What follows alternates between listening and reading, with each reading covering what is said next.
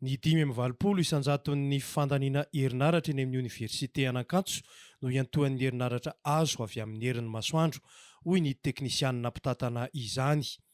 Efa mirehatra daholo ny jiro any amin'ireo birao efitrano fianarana rehetra toy ny ao amin'ny amphi, grand amphi, konako sy ireo birao rehetra. Ireo sampam-pianarana izay mampiasa fitaovana matanjaka ihany sisa no miankina amin'ny herinaratra ny jirama. Avorenty ireo fitaovana nampiasaina na ny panneau solaire na ireo batterie lithium ka afaka mitahiry herinaratra hatramin'ny 900. Izany hoe na maloka sy tsy misy masoandro aza dia tsy tapaka akory ny herinaratra. Nisy tamin'ireo efitrano fianarana lehibe izay tena mandray mpianatra isan'andro no tsy nisy jiro mihitsy tany aloha na dia tsy misy delestazy aza fa efa nahazo hazavana izy ireo amin'izao fotoana. Mpianatra 5,000 isan'andro no misitraka io herinaratra avy amin'ny herin'ny masoandro eny amin'ny Oniversiten'Antananarivo.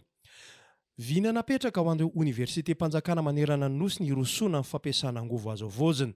Sady fiarovana ny tontolo iainana izany no fitsitsiana ary vahaolana ihany koa amin'ny tsy fahampian'ny herinaratra. Ho an'ny Oniversiten'Antananarivo manokana ao amin'ny biblioteka universitaire dia panneau solaire 930, manana tanjaka 2700 watt, faculté ny sciences panneau solaire 960, manana tanjaka 700 watt, faculté ny teny amantsoratra sy ny sciences mahaolona, panneau solaire 20 manana tanjaka 2700 watt.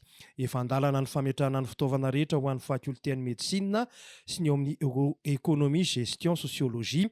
Fitaovana raitra mandeha tsara no ampiasaina ary malagasy 100% ny teknisianina miasa. Ny fananana fahaleovantena amin'ny resaka angovo ho an'ireo université no tanjona amin'ny ity tetikasa goavana ity.